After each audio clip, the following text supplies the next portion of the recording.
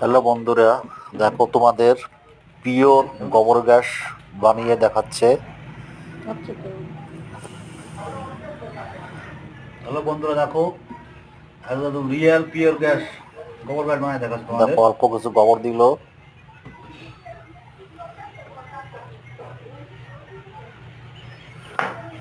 গোবর দিলাম, তার সঙ্গে একটু এখন সার দিচ্ছে, একটু সার।